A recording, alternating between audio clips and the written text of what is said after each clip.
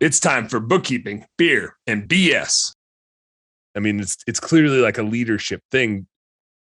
Is it fluky at all? Is there like certain specific traits that you can point to, or certain like behaviors that you can point to, where it's like, here's a guy with arguably more talent that can make all the throws, that can like diagnose all the defenses, but can't get it there, versus the guy that like repeatedly can get it there. I mean, this year he didn't, but like, you know, his team was 50% injured or something like that, and like half of his team was out.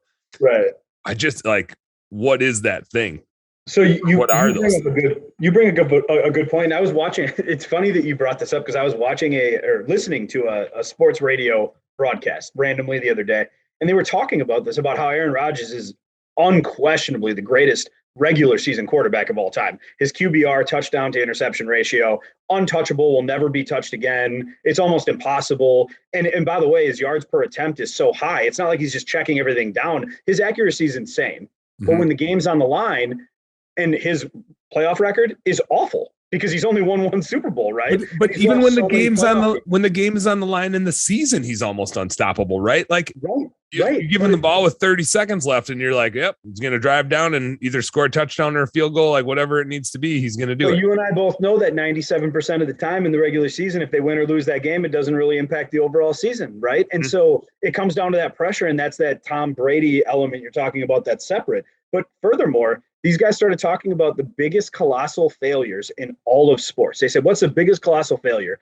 One guy said the Russians losing the 1980 Olympics, right? They said they went in overconfident. They had beaten them in an exhibition 3 weeks earlier, 9-1 or whatever, and they didn't come out to play for the first two periods. And by the time they got to the third period, that momentum was so high, everyone was just skating on adrenaline, right? And that's how the U.S. was able to complete that upset. Mm-hmm. You know what the next guy said? The Green Bay Packers, over the last 30 years, having 30 years of Hall of Fame play from two of arguably the five best quarterbacks to ever play the game, and having two Super Bowls. And it came down to ego. Same thing that the guy argued for the U.S. and the Soviet game back in the 1980s. It was about ego. It was about expecting something because of the greatness that you've achieved before you actually achieved the greatness, right? And it's amazing how that ego can get in the way of what you're trying to accomplish in sports or in business. God, that's such a good point. Such a good point. Cory the Philosopher. I like it. Thank you. Dude, it's so true. It's a great message. But it's true.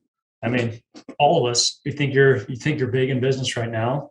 You have no idea, because there's somebody doing 10 times as much as you, and 10 times the size, and you're tiny. So just removing yourself from that, and just know you're constantly working towards something greater. Never get too big in your own head.